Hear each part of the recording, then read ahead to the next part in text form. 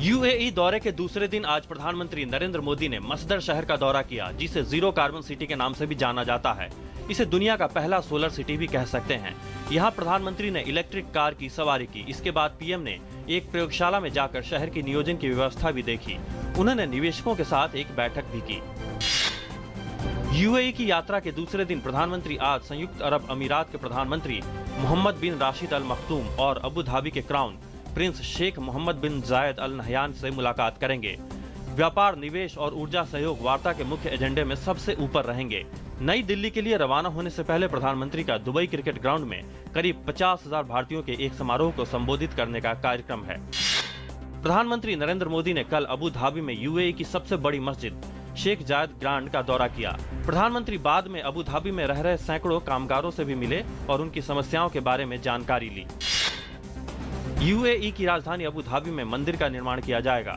UAE सरकार ने मंदिर के निर्माण के लिए जमीन देने का फैसला किया है।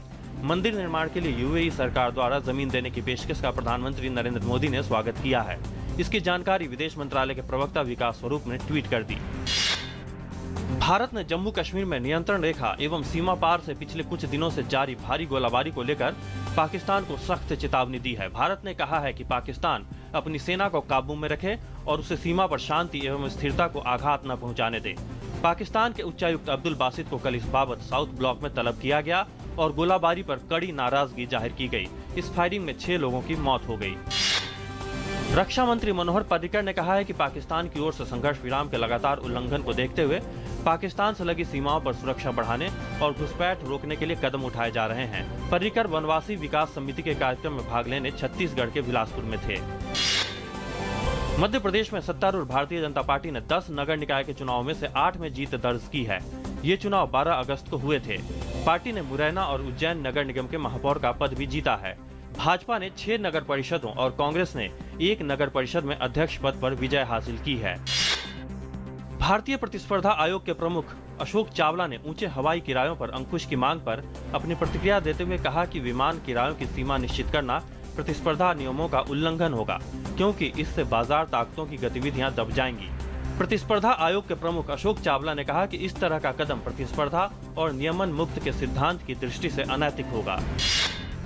अमेरिका में क्रूड की सप्लाई बढ़ने और चीन की धीमी अर्थव्यवस्था से मांग घटने की आशंका के चलते कच्चे तेल की कीमतें 6 साल के निचले स्तर पर पहुंच गई हैं। कमजोर युआन कमोडिटी की कीमतों पर दबाव बना रहा है। श्रीलंका में आज संसद के लिए मतदान हो रहा है। चुनाव में पूर्व राष्ट्रपति महिंदा राजपक्षे देश के प्रधानमंत्री के रूप में वापसी करने की कोशिश करेंगे। राजपक्षे को जनवरी में हुए मतदान में उस वक्त राष्ट्रपति पद गंवाना पड़ा था, जब वे स्वास्थ्य मंत्री मैत्रीपाला श्रीसेना से चुनाव हार गए थे। आज होने वाले मतदान में करीब 1.5 करोड़ अपने मताधिकार का प्रयोग कर रहे हैं। मतदान के नतीजे मंगलवार को आने की संभावना है। पाकिस्तान में पंजाब प्रांत के गृह मंत्री शुजा खानजादा की रविवार को एक आत्मघाती बम विस्फोट में हत्या कर दी गई। इसमें खानजादा और 8 अन्य लोगों की मौत हो गई। अटक जिले में एक आत्मघाती हमलावर ने उनके घर में खुद को बम से उड़ा लिया, जिसमें पूरा मकान हो गया। इंडोनेशिया के सुदूर पूर्व में 54 लोगों के साथ रविवार को लापता हुए एक विमान का मलबा ग्रामीणों को मिला है। तलाश और बचाव एजेंसी ने बताया कि इंडोनेशियाई करियर त्रिगण एयर द्वारा संचालित विमान ने पापुआ प्रांत की राजधानी जयपुरा से उड़ान भरने के बाद यातायात नियंत्रण से संपर्क खो दिया था। लोगों से मिली सूचना का सत्यापन कर रहे हैं। बीसीसीआई ने ऑलराउंडर स्टुअर्ट बिन्नी को श्रीलंका दौरे पर भेजने का फैसला किया है। बिन्नी 20 अगस्त से शुरू हो रहे दूसरे टेस्ट से पहले टीम से जुड़ जाएंगे। टीम इंडिया 3 मैचों की टेस्ट सीरीज का पहला मैच गंवाकर सीरीज में 1-0 से पीछे चल रही है। तीरंदाजी विश्व कप के तीसरे चरण में भारत की दीपिका कुमारी और मंगल सिंह चंपिया की जोड़ी को रजत पदक हासिल हुआ है।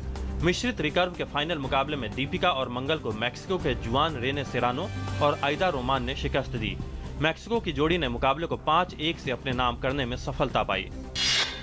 सेमीफाइनल में सेरेना विलियम्स को हराने वाली बेलिंडा बेंसिक ने रोजर्स कप के महिला एकल का खिताब अपने नाम कर लिया है।